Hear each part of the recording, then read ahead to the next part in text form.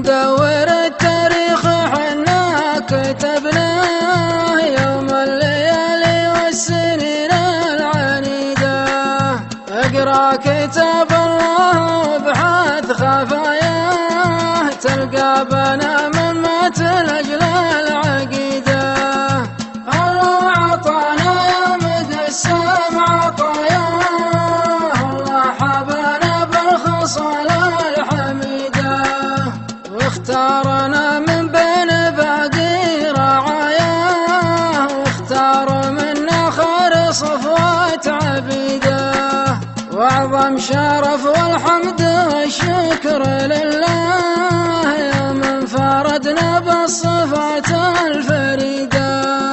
واعظم نسب تضفي علينا مزاياه، ما هو بزيف ولا كتابات جريده.